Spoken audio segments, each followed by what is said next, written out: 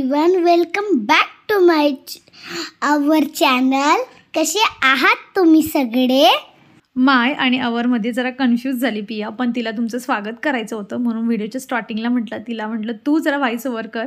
आणि चला, पियाच्या मस्त अशा गोड आवाजासोबत तुमचं माझ्या आजच्या व्हिडिओमध्ये खूप खूप स्वागत आहे. आता काय ना की आता झालं आहे, आता 6 ते जवळजवळ 6 दिवस आम्ही जे होतो बाहेरगावी फिरून आलेलो आहोत. आणि आता जे नॉर्मल रुटीन असते तशा प्रकारचे व्हिडिओ तुम्हाला परत पाहायला मिळतील. सोबत काही ट्रिप्स टिक्स जे काही असतील म्हणजे ते सगळं तुम्हाला बघायला मिळेल. ट्रिप्स नाही, टिप्स. तर पहा, इथे सकाळी जे आहे आता पियाला स्कूलला जायचं आहे आणि आज अर्थातच माझं आवडीचं फटक्यात बनणारं आणि घरात सगळ्यांनाच आवडतं असं खमण मी बनवते आहे. मी याचं जे आहे तुम्हाला प्रीमिक्स कसं बनवायचं आहे आता लेटेस्टच एका व्हिडिओमध्ये शेअर केलं होतं. याला कसं बनवायचं ना नंतर हे मी तुम्हाला जरा नंतर शेअर करेल. कारण काय झालं ना, मला असं वाटलं की मी कॅमेरा चालू केलेला आहे आणि ते मी केलंच नव्हतं. तर त्यामुळे हा जो शॉर्ट आहे मला तुमच्यासोबत शेअर नाही करता आला. पण याला भिजवायचं कसं ना ते मी तुम्हाला लवकरात लवकर जे आहे तुमच्यासोबत शेअर करते. आणि तुम्हाला जर म्हणजे घाई असेल किंवा तुम्ही पीठ बनवून आणलेलं असेल ना तर माझा मागचा एक व्हिडिओ आहे, डिस्क्रिप्शनमध्ये मी लिंक देते तुम्हाला. त्यामध्ये तुम्ही जे आहे व्यवस्थित बघू शकतात आणि मी प्रमाण व्यवस्थित सांगितलं की पाणी वगैरे कसं काय घ्यायचं. तर तो जो आहे तुम्ही व्हिडिओ चेक करू शकतात. आणि आता पहा, इथे मस्त खमण बनवून तयार होतं. पियाला ना मी शॉर्ट ब्रेकसाठी खमण बनवलं ना ब्रेकफास्टसाठी, मग मी तिला तेच देत असते. तर आम्ही आता इथे मस्त जे आहे ब्रेकफास्ट करू आणि त्यानंतर तिचा टिफिन पॅक करेल आणि मग पिया जे आहे स्कूलला जाईल. आणि खमण जेव्हा बनवलं ना त्यावर मस्त कच्ची कोथिंबीर वरून असली ना आणि थोडीशी बारीक शेव असली तर मग त्याचा स्वादच काहीतरी वेगळा असतो.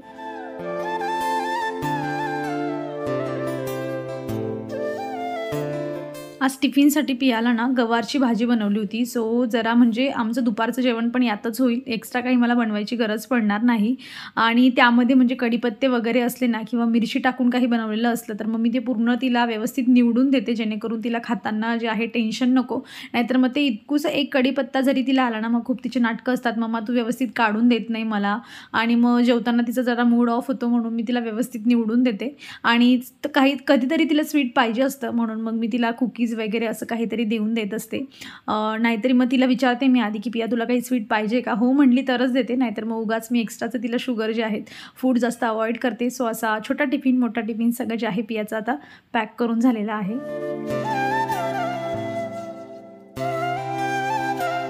आता नेहमीचं गार्डनिंग अपडेट. तर पहा, एक नवीन गोष्ट माझ्यासोबत घडली. मी काय करते नेहमी, जे हे जास्वंदाचं माझ्याकडे हे प्लांट आहे ना, तर मी याचं जसं त्याचं फूल सुकलं ना की लगेच तिची एक दांडी असते ना ती लगेच कट करून घेते आणि खूप छान मस्त फुलं येतात. पण बघा, मी आता गावाला गेली होती तर 3-4 फुलं येणार होते तर ते तसेच होते ना, तर ते फुलं म्हणजे कोमेजल्यानंतर ना त्यामधून अजून एक कडी येते. तर आता मला बघायचं आहे की नेमकं हे आता परत त्याला फ्लावर येणार आहे की त्यामध्ये सीड्स बनणार आहे. Let's see.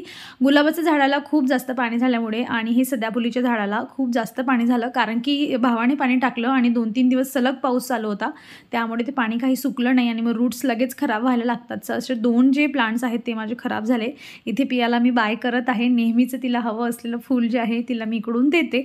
आणि बघा, कबुतरांचा आता मला खूप वैताग येतो. मला खूप प्रचंड त्यांचा राग आलेला आहे. पाऊस तर ठीक आहे, मी पावसाचा ॲडजस्ट करू शकते, पण कबुतरांनी जी माझा म्हणजे प्लांटची सत्यानाश केलं आहे ना ते माझं आता पूर्ण डोक्यात असं शिरलं आहे की मी आता काय करू. त्यांना मी हकलवताना पण त्यांना एवढं रागाने हकलवून बाहेर काढते ना की मला नकोच, आता बस झालं. कारण आपण त्यांच्या वाटेला जात नाही तर मग त्यांनी आपल्या वाटेला नाही यायला पाहिजे. बाकी पक्ष्यांसारखं वागायला पाहिजे त्यांनी. जसे कावडे, चिमण्या ह्या कधीही म्हणजे घरांमध्ये येत नाही, त्यांचं वास्तव्य दुसरं असतं. पण कबुतरांचं माहीत नाही देवाने असं त्यांचं नेचर का बनवलेलं असेल. त्यांच्या अशा घाणेरड्या नेचरमुळे माझं मस्त असं प्लांट खराब झालं. चला असो, अजून बाकीचं अपडेट देते तुम्हाला.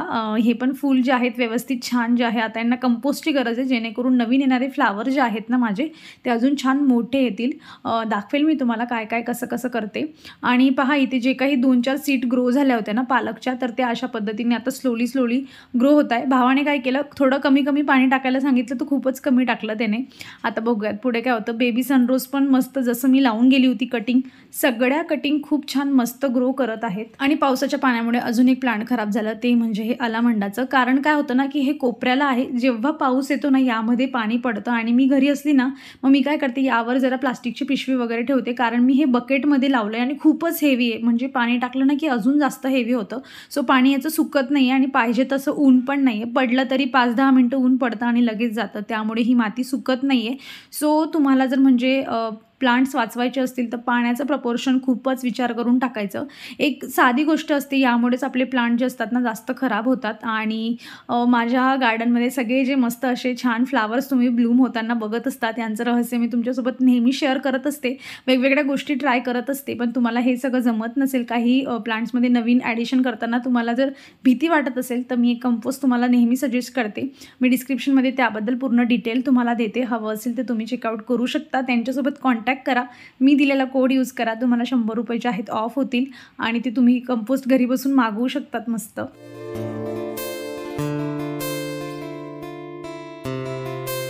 मम्मीकडून पहा, मी ही जी आहे ना पातेली घेऊन आलेली आहे. तर ही पितळाची पातेली आहे आणि मी ही कशासाठी आणली तर चहा बनवण्यासाठी. कारण ना बऱ्याच वेळा मी असं चहाची टपरी किंवा मग असे जे दुकानं असतात चहाचे, मी असं बघितलं आहे त्यांच्याकडे की त्यांच्याकडे अशी पितळाची पातेली असते आणि त्यामध्ये त्यांची चहा जी असते ती उकळत असते. तर मला असं वाटतं की जी मस्त चहा त्यांच्याशी छान लागते ना, तर ती कदाचित जो आहे या पितळाच्या पातेलीमुळे लागत असावी.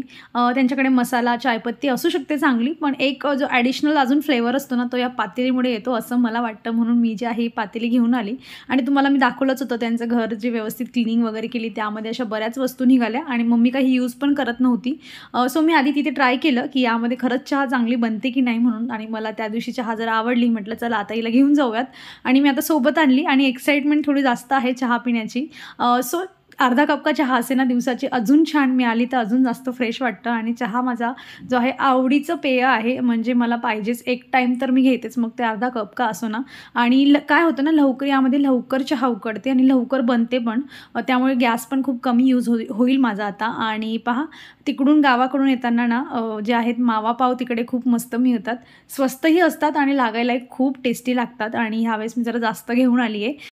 काम माझं जरा वाढेल कारण पितळाचे असल्यामुळे थोडं घसावं लागेल, पण काही हरकत नाही. माझ्याकडे माझं मॅजिकल लिक्विड आहे, तुमच्यासोबतही मी शेअर केलेलं आहेच. कारण ते लिक्विडने नुसतं पाणी फिरवलं जरी ना तरीही तांबे पितळाची भांडी मस्त चकाकून जातात. त्यामुळे मला घसण्याची तर काही गरज पडणार नाही. चला असो, मी आता जे आहे ते चहा आणि पाव मस्त एन्जॉय करते.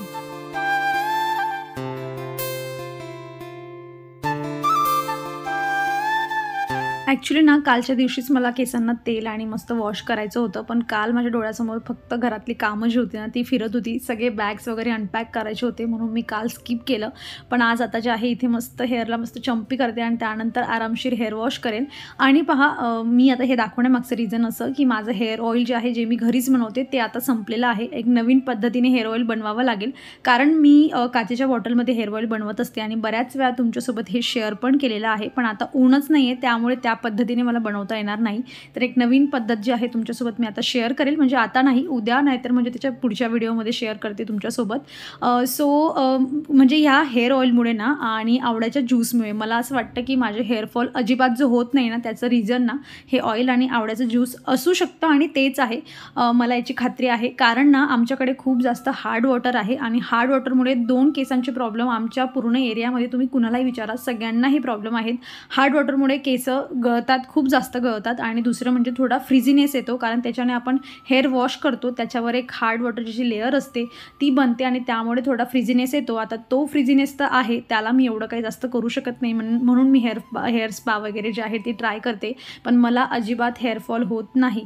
तर याचं रिझन जे आहे ते हे ऑइल आणि आवळा ज्यूस. तर तुमच्याकडेही जर असं हार्ड वॉटर वगैरे जर येत असेल आणि हेअरफॉलचा म्हणजे हा प्रॉब्लेम तर सगळ्यांनाच असतो हेअरफॉलचा, तर तुम्ही ह्या 2 गोष्टी जर रेग्युलर बेसिसवर केल्या ना तर मी तुम्हाला गॅरंटी देऊन सांगते तुमचा हेअरफॉल कमी होत पूर्णपणे थांबेल.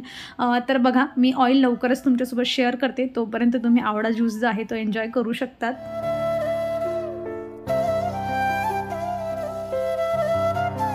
केसांना तेल लावल्यानंतर मी कमीत कमी जे आहे 30 ते 40 मिनटं तरी थांबते आणि मॅक्स टू मॅक्स जसे कामं असले तसा तो वेळ पुढे वाढत जातो. आणि बहुतांश वेळा म्हणजे रात्रीही कधी जे आहे ते केसांना तेल लावून मग झोपत असते. काही वेळा सकाळी जसं मला जमलं तसं मी करत असते. तर बघा, जरा वेळ होता आणि बाहेर ना थोडं ऊन वाटत होतं आणि मी मम्मीकडून पापड आणले, हे तर तुम्ही काल पाहिलंच. पण गोष्ट काय झाली, म्हणजे एसीच्या गाडीमध्ये आपण बसलेलो असतो तर त्यामध्ये ना थोडा जो वाताडपणा आहे ना ते जरा आलं आहे पापडांमध्ये. तर म्हटलं त्यांना डब्यात भरण्यापूर्वी ना थोडं त्यांच्यामध्ये जे आहे त्यांच्याचं मॉइश्चर कमी करावं, म्हणून ते मी जे आहे पापड असं रचण्याचा माझा कार्यक्रम जो आहे तो चालला आहे. पण ऊन थोडं अजून कडक राहिलं असतं ना तर गोष्ट वेगळी राहिली असती. मध्ये पहा, ऊन थोडं येतं आहे कडक, पण थोड्या वेळाने लगेच सावली पण होत आहे. 2 मोठ्या-मोठ्या पातेलींमध्ये मी अशा पद्धतीने पसरवत जे आहे हे पापड टाकले. पण मला नंतर असं वाटलं की जमिनीवर पण म्हणजे फ्लोअरवर पण छान जे आहे ऊन पडतंय, तर मी छान जे आहे पुसून घेतलं आणि म्हटलं इथेच यांना जे आहे वाळवायला टाकते, जेणेकरून हे लवकर वाढतील. कारण काय ना, ह्या गोष्टी मला दररोज करता येणार नाही आणि पाऊस कधीही पडायला सुरुवात होतो. त्यामुळे हे लवकरात लवकर डब्यात जे आहे ते गेले पाहिजे. नाहीतर मग एकदा यांना थोडं पण पावसाचं वातावरण झालं की अजून जास्त मॉइश्चर यांच्यामध्ये येईल आणि एवढे छान माझे पापड खराब होतील, जे की मी माझ्या हाताने इथे बनवू नाही शकत. त्यामुळे जे आहे व्यवस्थित हे डब्यात गेलेच पाहिजे.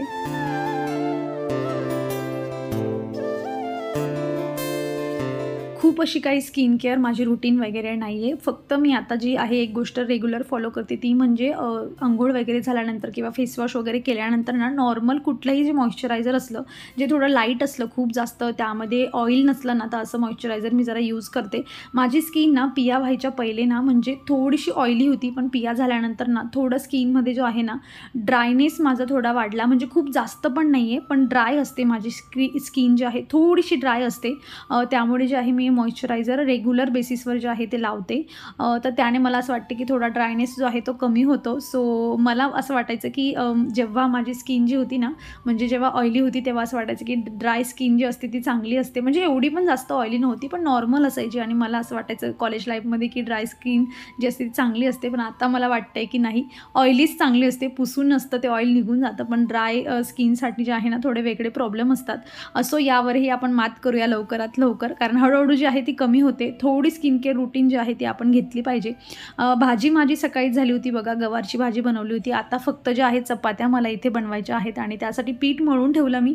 आणि जोवर आता 5 मिनटाचा पिठाला रेस्ट मिळतोय ना, तोवर ते 5 मिनटं वेस्टेज न जाता मी इथे ज्या ट्रॅव्हलिंगमध्ये बॉटल्स वगैरे आम्ही यूज केल्या होत्या, त्यातल्या ज्या लगेच यूजसाठी पाहिजे होत्या त्या मी वॉश करून घेतल्या होत्या. पण काही 2-1 होत्या त्या साईडला ठेवून दिल्या होत्या. म्हटलं हे 5 मिनटं ना अशा पद्धतीने इथे युटिलाइज करून घेते, जेणेकरून पिठालाही छान रेस्ट मिळेल आणि काहीतरी एक गोष्ट जी आहे ती पण घरातली क्लीन होऊन जाईल.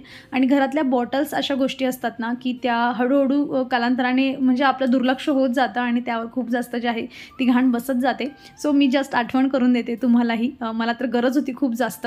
पण बघा, तुमच्याही बॉटल खराब असतील तर घ्या आताच तुम्ही वॉश करून.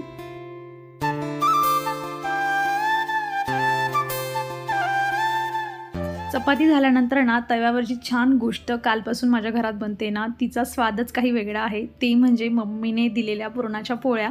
खरं तर 2 ज्या पुरणाच्या पोळ्या होत्या ना, मम्मीने भावासाठी दिल्या होत्या. पण मी जेव्हा ट्राय केली ना, मी भावाला दिलीच नाही. म्हटलं राहू दे, आमच्याकडेच राहू दे, आम्ही खातो आरामात, तू काही नेऊ नको. तर पहा, मी इथे मस्त तूप जे आहे ना ते इथे स्प्रेड केलं तव्यावर आणि जी पुरणाची पोळी होती ना ती मस्त तुपात आहे ना तिला शेकून घ्यायची. अशी मस्त टेस्ट लागते ना तिची की असं वाटतं एखादा पेढा खातोय की काय आपण. म्हणजे जेवण जे पूर्ण होतं ना एखाद्या स्वीट गोष्टीने, तशा ह्या गोष्टीने होतं. आणि मी म्हणजे ही पुरणाची पोळी जर अशा पद्धतीने केलेली असली ना तर बरेच दिवस तुम्ही फ्रीजमध्ये ठेवू शकतात. अगदी 7-8 दिवस पण फ्रीजमध्ये राहिली तर काही होत नाही. एवढे दिवस तर आम्हाला टिकणार नाही, आम्ही 2-1 दिवसात संपवणार आहोत तिला. पण ना जेवणाचा जो स्वाद बदलून जातो ना पूर्ण, आणि पियाही एवढं जास्त आवडून खाते ना ही, कारण टेस्टच एवढी छान लागते. सो आपली नॉर्मल आपण तव्यावरची पुरणाची पोळी बनवतो ना, ती पण जरी आपण उरवून ठेवली ना आणि त्यानंतर अशी तुपामध्ये भाजली तर तिचीही टेस्ट छानच लागते. तर चला आता जेवण एन्जॉय करतो.